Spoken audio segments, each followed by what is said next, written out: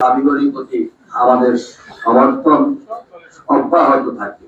তবে আমরা যে সিলেট একটা সম্প্রীতির নগরী, আমরা যে সিলেট একটা মানে রাজনৈতিক সম্প্রীতি, ধর্মীয় সম্প্রীতি এবং আমাদের এই সম্প্রীতিটা আমরা আজকেও আপনারা দেখিয়েছেন, ভবিষ্যতে আমরা এইভাবে থাকি এবং প্রশাসনকে বলবো সিলেটের মানুষের মনের কথা বুঝুন এবং আপনারা যদি এইভাবে করেন, আমরা অভিভাবক হিসাবে যদি আপনারা দায়িত্ব নিয়ে সিলেটের পক্ষে থাকেন, সিলেটের জনগণ আজীবন আপনাদেরকে স্মরণ করবে।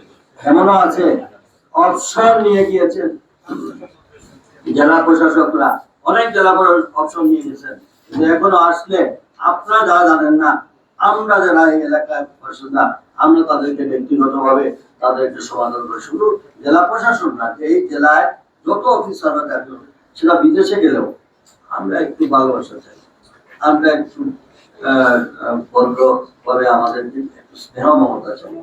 আমরা এই সম্মানটুকু আমাদের আত্মসম্মান লাগে, এর বেশি আমাদের কিছু চাওয়া পাওয়া নেই।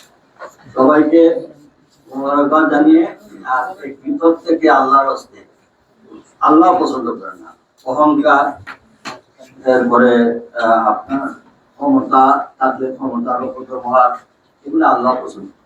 কাজে আমরা আসুন এই পূর্ণ সিলেটে মন থেকে সবাই সবকিছু বাদ দিয়ে আমরা কিভাবে সামনের দিকে ভালোভাবে এগিয়ে যেতে পারি, আর আমাদের শ্রমিকরা যেভাবে আহত হয়েছে, তাদের যে ক্ষতিগ্রস্ত হয়েছে, আমরা কিভাবে এটা আবার দিতে পারি, এই প্রত্যাশা রেখে আর